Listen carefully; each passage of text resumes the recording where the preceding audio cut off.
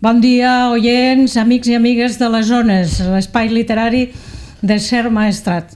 Avui amb un convidat d'excepció, amb Joan Benessiu, un escriptor valencià d'Alacant, bueno, concretament de Beneixama, no? D'Alacant està bé, sí. D'Alacant està bé, veig que t'ha desaparegut lo de Beneixama de la biografia. És una biografia viva. Clar, ja ho veig. Va sense... Ja ho veig, ja. I que ens parlarà de la seva obra, bàsicament de 3 llibres, Gegants de gel, que presentarem hem presentat ja de fet a la biblioteca. Serem Atlàntida i Terminus. Hi ha alguna altra obra pel mig? La primera, Intercanvi, perdó. Intercanvi és anterior a... És anterior a Gegants de gel. És del 2007. Premi Ciutat de Xàtiva. Molt bé, sí. I després has fet alguna cosa, també. Sí, he publicat un assaig breu sobre literatura de Trieste a la Universitat de Barcelona i també vaig publicar a la Universitat de València un estudi sobre un escriptor de la Renaixença, que és Joan Baptista Pastora i Cart, al 2010. Està bé. Això són les coses que tinc publicades a banda de coses espècies per ahir, però sí. Articles, etc. Bon dia, Joan, que no estic molt bon dia, encara. Molt bon dia. Què tal? Vull dir, estic content de tindre el Joan Benessiu avui aquí, perquè a casa nostra és un mit, el Joan Benessiu. Sí, perquè des que vam descobrir Gegants de gel, vull dir, ens va impactar, és un llibre que realment ens va impactar molt i que vam pensar, ostres, feia dies que no veiem una obra en valencià com esta, no? Feia dies de tant de pes, vull dir que no ens va estranyar gens que Gegants de gel rebés el Premi Llibreter el 2000, si no recordo malament, 2014 i el Premi Creixells el 2015. 15 i 16, exactament. Escolta'm, Joan, jo... Abans de res farem un petit currículum. D'acord. Diu que va rebre el Premi Llibreter 2015 i el Premi Creixells 2016, com has dit tu, per Gegants de gel, editat per Periscopi, amb la qual cosa es va convertir en el primer autor que rep aquests 2 guardons per una mateixa obra. Amb Serem Atlàntida, Periscopi 2019, va guanyar el Premi Ciutat de Barcelona de Literatura en Llengua Catalana. La seva proposta literària ha estat considerada com un artefacte d'alta volada. Això em sembla que ho diu el Manuel Baixauli, un altre escriptor valencià, que diu que l'obra de Benessiu és d'alta volada. Com ho diu, amb una imatge, és com l'aigua o com un oasi en un desert o alguna cosa semblant. La seva proposta és sorprenent, d'una prosa suggeridora i enigmàtica que combina amb una veu molt personal i deixa entreveure una literatura ambiciosa, jo diria molt ambiciosa, alhora que plaent. També va guanyar el Premi Ciutat de Xàtiva 2007, com hem comentat abans, amb Intercanvi, editat per Bromera. Després del Premi Ciutat de Xàtiva 2007, com va ser per arribar a publicar Gegants de gel en Periscopi? Perquè em sembla que primer tu vas autoeditar l'obra, o com va anar això? La història va ser complexa, no? Entremig d'això és quan vaig fer aquell assaig sobre Joan Baptista Pastora i Cart, que va ser publicada el 2010, per tant, els primers anys vaig estar ocupat en una recerca biogràfica o en assaig, sí.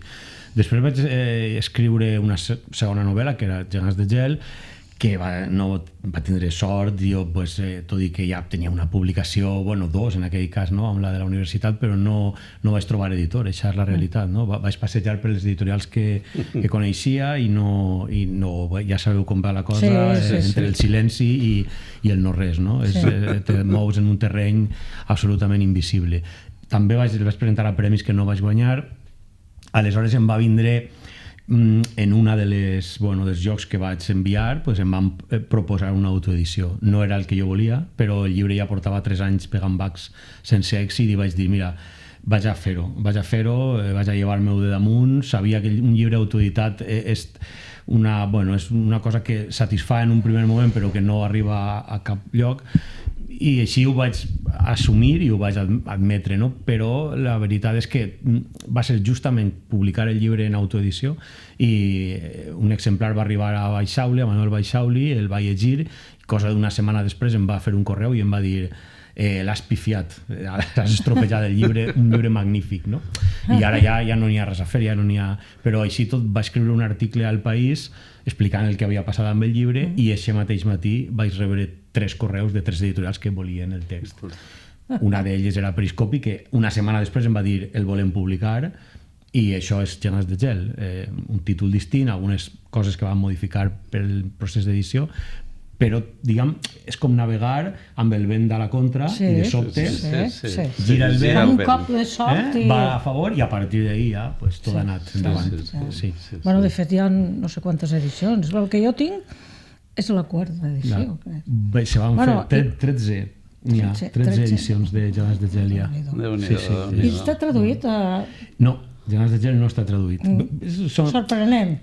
Sí, és un llibre que ha funcionat molt bé diguem, en el territori català, a nivell de públic, a nivell de crítica també, i de vendes també, però ningú s'ha interessat per una traducció. Per contra, serem Atlàntida i Terminus si estan traduïts. Sí, estan traduïts. Bueno, sí, són aquestes coses que moltes vegades no sabem explicar, no? Bé, jo, Joan, et volia preguntar, tu ets filòsof de formació.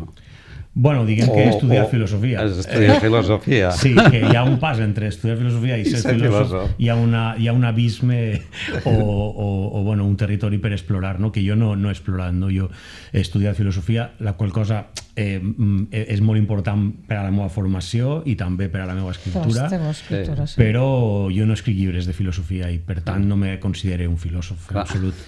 Però evidentment quan vas a la literatura fas un salt del teu camp, diguéssim, habitual, i com es produeix aquest salt? Que no és nou, perquè a la literatura és molt freqüent que filòsofs, hi ha molts exemples, des de Sartre, per dir-ne un, a la Iris Murdoch, etc. N'hi ha uns quants que han passat del camp de la filosofia a la literatura. Com va anar en el teu cas, això? Sí, diguem que a mi la literatura m'ha interessat sempre, és a dir, podria dir que jo era una persona interessada en la literatura quan tenia 12 anys o així, vol dir que era un xiquet que llegia molt.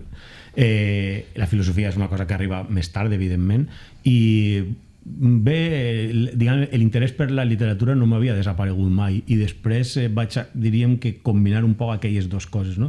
El que havia estudiat i llegit, no? Perquè en realitat una carrera és un pas ritual per un lloc institucional, però l'important són les lectures i el que queda de les lectures, no?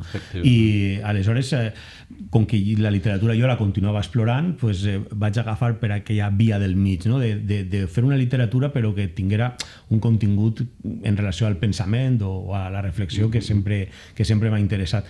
I m'he sentit més lliure, no? Escrivint literatura que no filosofia, perquè la filosofia requereix un rigor i a mi m'agrada inventar, no? I a la filofia has d'imaginar, però potser no tant inventar.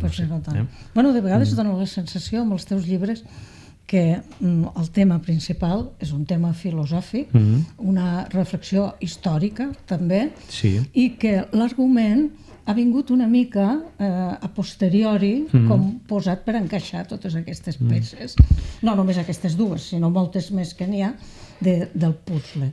No sé, això sí, això és una impressió com a lectora que jo tinc, que la qual cosa no vol dir que sigui un demèrit en absolut, no? És la teua manera personal. I no m'agrada dir novel·les dels teus llibres, perquè és un gènere híbrid entre l'assaig i la novel·la, no? Què opines d'això? A veure com ho veus. Bueno, jo sí considero que el que faig són novel·les en tant que a la novel·la, diguem que cap tot, no? I això ho veia, ho va explorar Cervantes i després ho apareix, no? Jo que sé, en els escriptors que a mi m'interessen, per exemple, Milan Kundera, no? Que parla de la novel·la com un artefacte o un captor, on se poden fer moltes coses.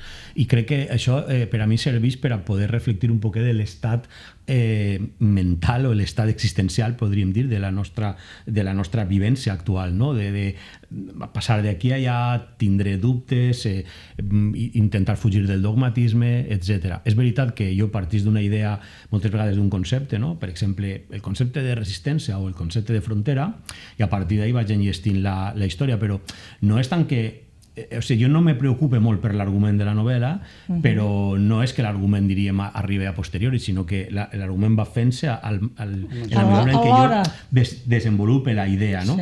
La idea està aquí. Jo no faig una planificació de la novel·la de forma que jo sé com ha d'acabar i tot això, i el que he de dir a cada capítol me moriria d'avorriment.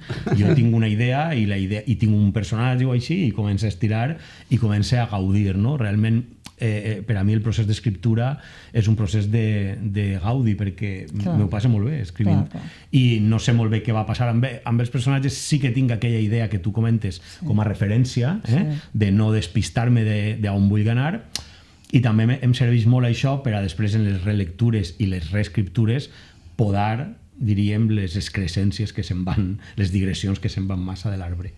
Bueno, ets un escriptor de brúixola, que es diu, no? Sí, diguem que sí. Hi ha els de mapa i els de brúixola. Tu ets els de brúixola. Sí, totalment, sí. Bueno, la qual cosa està molt bé, perquè les coses que no quadrin totes perfectament a la vida no quadra res. I si tu intentes reproduir retalls de vida individual, vida social, històrica, etc., jo penso que és el més adient. A mi m'han irritat les coses, o sigui, com a lector a mi m'irrita un poc quan tot està perfectament encaixat. Tot quadrat. Sí, perquè, bueno, no passa res, o sigui, és una forma d'escriure i és satisfactòria per a molts lectors, però jo dic, ostres, si és que a la vida no quadra res. O, bueno, res. O quasi res. Quadren poques coses, n'hi ha coses, com a mínim n'hi ha coses que nosaltres no podem explicar, no? I això, per exemple, a Terminus, hi ha aquella història dels vídeos, què tal? I què passa ahí? Jo què sé, jo no sé què passa en la vida a voltes, pues ahí tampoc. Bueno, t'agrada molt barrejar també la ficció i la realitat. Sí. Jo crec que en algun lloc vaig llegir que un dels teus referents era Vilamatas. Potser, bueno, és un escriptor que segueixes. Que aprecio. Que aprecies, a part de Sebald, que l'empremta de Sebald... Hi ha molt Sebald a la literatura del Joan. L'empremta de Sebald és molt important, però clar, Sebald és un escriptor molt important també. Estaria molt bé una tesi sobre Benesiu Sebald, punts en comú i divergències, etc. A algú se li podria acudir. Perquè enllaçant amb això de Sebald, com definiries el teu estil?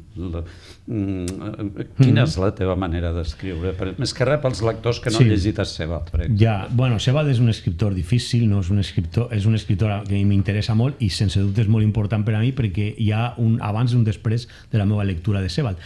El cas és que jo vaig descobrir o vaig llegir per primera vegada Sebald quan havia finalitzat d'escriure Intercanvi.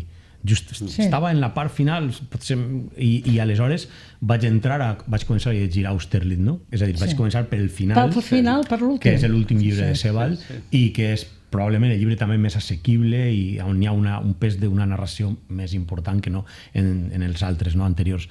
Aleshores, quan jo llegia aquell Sebald m'emocionava perquè eren moltes de les coses que jo havia volgut expressar o així, que jo veia que tenia punts en contacte amb ell, però clar, jo era d'una profunditat i densitat. I va passar una cosa molt curiosa i és que en Austerlitz, al final de la novel·la, el personatge va a París a un pis que havia sigut un pis del seu pare i que estava situat en un carrer, diguem que fa cantó en un altre, no? I a Intercanvi el meu personatge viu en eixe cantó. És a dir, estan a dos portes uno de l'altre. I això, que ja estava escrit, saps? Trobar-ho ahí en un llibre que t'ha impactat, dic, no sé, me va semblar una coincidència o una no coincidència, no sé, algo estrany. Així, la pregunta que em fas, jo diria que la meva literatura és una literatura existencial, no sabria definir-ho d'una altra manera. No és una literatura històrica, sense dubte, tot i que la història té un pes fonamental en els llibres, però els llibres succeeixen en el present, no? La diferència, una novel·la històrica sempre s'ambienta en un lloc i tal. Aquí veiem personatges que tenen problemes d'avui, que són problemes nostres, una certa desorientació moral o existencial, i per a tractar d'aclarir-se anem al passat i recorrem un passat i una història que fa que puguen tindre alguna llum al voltant d'algunes coses sobre les que se troben perduts. I aquestes coses de les que se troben perduts no saben molt bé quines són. Per tant, la novel·la té aquest punt de desorientació. I que això li dona misteri i intriga, una certa intriga, no? Sí. L'estructura, especialment de Gegants de gel, s'assembla molt a la dels emigrats. No sé si està traduït en català, jo el vaig llegir en castellà fa molts anys, este llibre, i quan vaig començar a llegir Gegants de gel, dic, ostres, quina estructura més semblant a la de Sebald. A part de que la citació que hi ha al principi dels anells de Saturn, que just aquesta frase, aquest paràgraf, millor dit, jo el tenia subratllat de Sebald. I m'encantava. Jo pensava, aquí hi ha un llibre, aquí hi ha un llibre, però jo no el vaig escriure mai, no? I llavors, al llegir-ho, dic, ostres! Bueno, va ser també una casualitat d'aquestes que em va fer molt feliç. I jo crec que Gegants de gel, dels teus, és el meu llibre preferit, però pot ser perquè és el primer, i clar, quan descobreixes un autor que t'agrada, doncs el primer llibre marca més que els posteriors, però i a més per la coincidència aquesta també del tal. Jo et volia preguntar pel títol, que el títol el trobo perfecte pel llibre. Ja sé que abans hi havia un altre, Els passejants de l'illa de Xàtiva. Jo crec que amb aquell títol el llibre no anava enlloc, però amb aquest, en canvi, prenia una volada molt gran. Explica'ns una mica el títol. Però abans vull dir una cosa sobre els emigrats, que has comentat. És que jo, me va impactar tant la literatura de Sebald que vaig dir, vaig a guardar-me un llibre sense llegir per a quan puga. Per a quan puga no, perquè podia haver-lo llegit. I és l'únic llibre de Sebald que jo no he llegit. No l'he llegit. Què dius? No l'he llegit. L'estructura és calcada, Bueno, doncs mira, no l'he llegit, és veritat. O sigui, i estic arriscant perquè, clar, podria vindre algú, anem a dir, i cegar la meva vida, i jo no podria, i no haguera llegit mai Els emigrats, però jo el tinc ahí per a poder gaudir-lo en un moment donat, i estic confiant en que la meva vida serà llarga, com a mínim, un poc més. Però sí, ara m'ho dius i, bueno, dic, vaja, caram, no... Sí, perquè no ho havia dit mai això ningú dels emigrats.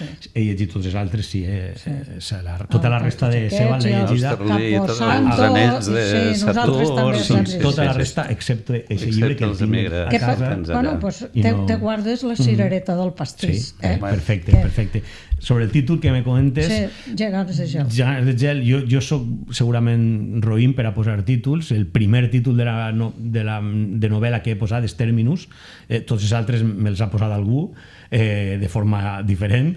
Havia posat el títol dels passejants de l'illa de Xàtiva, que m'apetia recuperar aquella cosa que a la Terra de Foc se li havia anomenat la illa de Xàtiva, i després aquest nom va ser tret després de la guerra de successió per els Borbons, i volia fer aquest gest de memòria, però és veritat que els passejants de l'illa de Xàtiva, al col·locar el nom de Xàtiva, pareix que tot queda vinculada a un localisme, i quan vam fer l'edició de Periscopi, l'editor m'ho va fer veure això. Jo no estic apegada a les coses que faig d'aquesta manera tan dogmàtica, aleshores el vaig anar pensant, però tampoc tenia una solució, i va ser Manuel Baixauli el que va posar el títol aquell. És del Baixauli. És un títol de Baixauli que m'agrada molt, perquè així ell col·labora un poc en un llibre que ha arribat a on ha arribat gràcies a ell, perquè si no hauria arribat mai a ell. I sí, així este títol el va posar Baixauli i hem anat amb ell. És preciós, ja el vam comentar al Club de Lectura. Serem Atlàntida, només 5 cèntims dels 3. Bueno, perquè és una cosa comú als 3. En realitat, diu el teu amic Antoni Martí Monterde que tot viatge comença a una biblioteca o a una llibreria i acaba a una biblioteca o a una llibreria. Però és que els teus llibres són una llibreria. No? Vull dir, jo els veig com una llibreria. Hi ha tanta referència literària, culta... Jo diria que són com una enciclopèdia cultural del segle XX. Sí. És ben bé així o... Bé, a mi això m'arriba, aquesta influència m'arriba de Vilamatas probablement, que m'ajuda a treure-li pes al pes que li ha fet Sebald de l'assumpte. Vilamatas és més lleuger, no? En un sentit, però és un escriptor que fa referències a altres llibres, i jo he après molt en aquest tipus de llibres, no sols en els d'ells, sinó en els escriptors que citen altres llibres. I clar, això a mi m'ha obert portes. Per exemple, Sebald jo l'he après, o he arribat a ell gràcies a Vilamatas. Que Vilamatas em descobrirà Sebald em va fer confiança per a poder també jo desplegar aquesta estructura que n'hi ha i no fer-la invisible, sinó fer-la visible. És a dir, si jo utilitzo una tècnica o alguna cosa que he llegit a un escriptor, per què no nomenar l'escriptor? És molt probable que un lector desconega l'escriptor i que li importe no res, no? És a dir, que diga, i a mi què m'està explicant este senyor si jo no sé qui és ni... Però bueno, no passa res, si no t'interessa pues el passes i au. I si no, busques i tens una altra capa de lectura. I si de cas, pues, si t'interessa, és aleshores que tens una porta oberta a algo que probablement desconeixies o bé del cine o bé de la literatura o així. Per això m'agrada fer-les referències, no per res, sinó per diríem, mostrar per el mapa per el que jo camine. Jo camino amb la brúixola, però al final per darrere hi ha un mapa, no? I el mapa aquell pues, està ple d'aquest tipus de fites literàries de les quals m'agrada. Sí, però s'ha de tenir també el punt correcte per posar-les, perquè si no pot semblar molt pedant, segons com, sí, no? Sí, probablement a algú li ho sembla, vamos, ho comprengui així, no? Bueno, aquí està, per exemple, no? Si algú no coneix Gombrowicz, no? I jo nomeno Gombrowicz, pues, a mi què m'importa Gombrowicz? Bueno, vale, pues a tu no t'importa Gombrowicz, però a mi sí. O sigui, i com que a mi sí m'importa, doncs el pose i ja està, no passa res. Escolta, ara que dius lo de Gombrowicz, jo tenia una pregunta. Quin paper juga aquest escriptor polonès a Gegants de gel? Perquè potser és un dels més importants, per dir-ho d'alguna manera, de tots els que cites. Sí, Gombrowicz és un escriptor complex en un sentit. A mi m'impactava molt de Gombrowicz la seva biografia, no? És a dir, la manera d'arribar a Argentina i la manera de quedar-se en Argentina. Un tio que se'n va en un transatlàntic per a fer de periodista, no? De cobrir un viatge, val? I quan està en meitat de l'Atlàntic, arriba, això és finals d'agost de l'any 39, quan arriben a Argentina ha començat la guerra. Quan arriben a Buenos Aires ja ha passat l'1 de setembre i aleshores ha començat la guerra. I clar, ell diu, la guerra comença amb Alemanya invadint Polònia, que és el seu país. Per tant, ell no pot tornar còmodament a Polònia i decideix... És un exiliat, no? Sí, es queda allí a Buenos Aires momentàniament, però clar, momentàniament la guerra dura molt de temps i ell pues, allí fa vida i aquest momentàniament es converteixen en 24 anys. No? Aleshores, un tio que juga als escacs, a mi m'agraden molt els escacs, escriu coses molt particulars, Ferdidurque, Transatlántico, Cosmos, no sé, o la famosa... aquella de Contra los Poetas. Sí, la conferència de Contra los Poetas. Sí, també molt és divertit. Espectacular. Tradueix, és molt divertit. Per exemple, ell arriba allí sense saber castellà i ell amb l'ajuda dels amics van traduint els seus llibres al castellà sense... Aquells no saben polonès i ell no sap castellà i van traduint-se les coses, el que deixa la literatura en un moment de vivesa i de canvi que a mi m'agrada molt, que li lleva transcendència. I sí, m'agrada, o sigui, el personatge no podia fer un llibre que connecta, diguem, Argentina amb Polònia, no? Que és Gegants de gel, sense utilitzar la història de Gombrowicz, no? Quan ell se'n va i té aquella anècdota que van a acomiadar-lo al port i ell es diu, no se olviden de matar a Borges, que és el gran factotum de la literatura argentina, no? Crec que això surt a Gegants de Sí, gel, això està ahí contat, sí. Clar, és que volia contar-ho ahí. Sí, clar. Sí. Tornant al tema del viatge, perquè tots els llibres en realitat són un o diversos viatges, el viatge, des del teu punt de vista, és sempre una fugida? No sé si una fugida, però com a mínim és un detonant per a l'aparició de les històries, no? Jo he viatjat bastant, diguem, però sobretot m'ha interessat en el viatge el fet que el viatge m'ajuda a fabular. Sempre m'ha resultat una porta oberta a l'estimulació de la imaginació. No sé, quan estàs a casa podries també imaginar moltes coses, no? I m'agrada aquest contrast de les persones que poden imaginar sense eixir de l'habitació, que me pareix genial. Però a mi m'ajuda a activar la curiositat per les coses, no? I aleshores m'apeteix que els personatges meus estiguen en un viatge, no?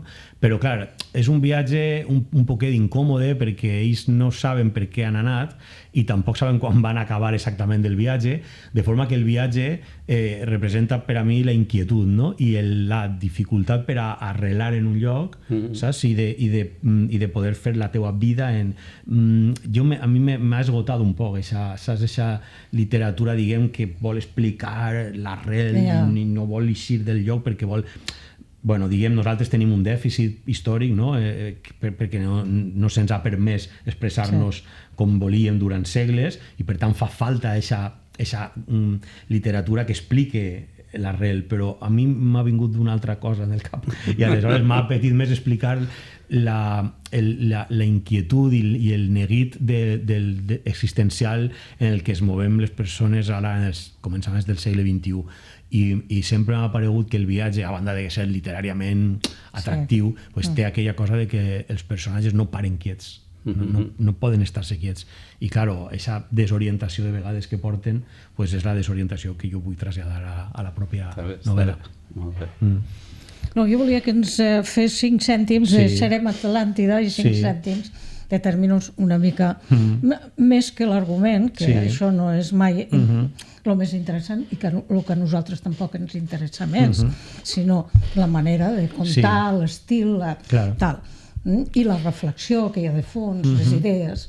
Sí, diguem que Serem Atlàntida és una novel·la que parla de la frontera i que parla del simulacre, no? Aquests són els conceptes que a mi m'interessaven quan vaig escriure Serem Atlàntida, sobretot el concepte de simulacre, que després potser s'aprofundeix un poquet en tèrmins, però simulacre vol dir les persones creiem que estem desenvolupant una vida autèntica i volem reclamar aquesta autenticitat per a nosaltres, però la veritat és que l'autenticitat està difícil de trobar, perquè tot s'ha escrit, tot s'ha dit, tot s'ha visitat, i tot és mentida. I tot és mentida, i tot és una... Això és molt Bernhardt, això, És que també té... Sí, també és així.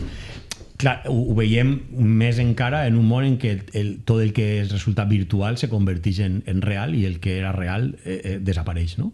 Clar, aleshores, els personatges assisteixen a un concepte de simulacre, o sigui, poden visitar unes ruïnes que en realitat són una falsa ruïna, però que se venen com una ruïna verdadera, no? Aquí estaria també la diferència entre el que dius, entre el turista i el viatger, no? Sí, diguem, a veure, sí, tots nosaltres volem ser viatgers, perquè és una paraula molt més romàntica, evidentment, i no n'hi ha, o sigui, el romanticisme continua afectant a les nostres vides i volem genuïnament viure així, però la realitat és que tots nosaltres, no tots, però una immensa majoria de nosaltres quan viatgem com a turistes. Posa't una motxilla en l'esquena o ves amb un viatge més programat, però la realitat és que els puestos ja s'han descobert, no? I aleshores a Serem Atlàntida m'apetia fer aquesta reflexió un poc al voltant de què passa en Europa, de què significa per a nosaltres les línies geogràfiques, què significa els territoris de frontera on tot se barreja. Trieste és superimportant en Serem Atlàntida, que és per a mi la ciutat metàfora d'Europa on tot se barreja, el món eslau, el món germànic, el món latí. Aquí es nota que has llegit a Magris. Sí, també és un autor que m'interessa molt, clar. Aleshores, tot això és el que se pot veure en Serem Atlàntida. Uns tios que fugen, anem a dir així, per el meridià de París, un meridià oblidat, no? Tot el món coneix el meridià de Greenwich, però ningú coneix el meridià de París. El meridià de París és la ruta que segueixen els meus personatges, que sempre van per llocs secundaris, per fora, i en un moment donat, quan travessen el paral·lel 45, reben una radiació de l'est i el paral·lel 45 els desvia del rumb i van a parar a Trieste, que té una relació amb alguns dels personatges que viatgen, no? Això seria un poc del marc on se mou Serem Atlàntida, val?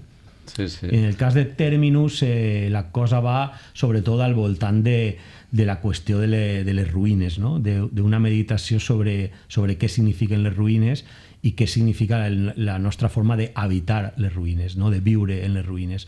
Ruïnes industrials, projectes inacabats, coses que han estat en l'interès de les persones que han marcat la seva vida, però que després han descabalgat per un motiu o per un altre, no? Això ho faig, diríem, agafant com a fil conductor un projecte que jo desconeixia i que vaig aprendre de la mar Mediterrània d'aquell enginyer alemany que era Hermann Sorgel, que va voler tancar l'estret de Gibraltar, dessecar la Mediterrània i guanyar terreny a la mar per a poder utilitzar aquell concepte que Hitler va utilitzar per a la guerra, que era el de Lebensraum, no? El territori vital que els alemanys necessitaven. Pues este senyor va pensar que podien agafar-lo Europa sencera de la mar, evitar així la guerra, construir una mega central hidroelèctrica, i era un projecte tan boig, que me va deixar totalment... Que això haver estat en la taula dels governants i que haver estat pensant-se si se feia o no se feia. No sé, era molt bèstia, sí. Hem d'anar acabant, perquè el temps a la ràdio sempre és just. No sé si vols comentar... Digues alguna cosa que tu vulguis dir que no t'hagin preguntat. No sé, m'ha paregut que heu donat una intensitat a les preguntes i no sabria, però bueno, la veritat que jo crec que sí... Què podríem dir? Són novel·les diferents, elles sí, són novel·les diferents, però formen part d'una única novel·la en un sentit, no? Que és una novel·la que parla de les meves preocupacions i de les meves troballes de coses, perquè si algú vol ser escriptor ha de llegir, i jo estic tot el temps llegint, no se pot escriure sense llegir, i en la lectura un va trobant coses noves, autors nous, autores noves, coses que te criden atenció i que després tu pots anar incorporant a la teva literatura, que per tant no sé on anirà a parar, però sí que sé que vull continuar-la. Està bé, en aquest sentit, això que dius ara no recordo qui, però va haver-hi algú que va dir que per escriure un llibre se n'havien d'haver llegit 500. Sí. Ara no recordo qui ho va dir, però algú... És possible, i això vol dir molt de temps. Sí. Moltes gràcies, Joan. La veritat és que ha estat un plaer tenir-te aquí amb nosaltres. I ja sabeu, Joan Benessiu, un escriptor d'alta volada, com hem dit al començament, d'una mena de literatura que avui dia, i més en català, no es practica, no es fa ni en català, ni en castellà, ni en moltes altres llengües europees. Bueno, moltíssimes gràcies a vosaltres per convidar-me i per haver llegit també tots aquests llibres meus.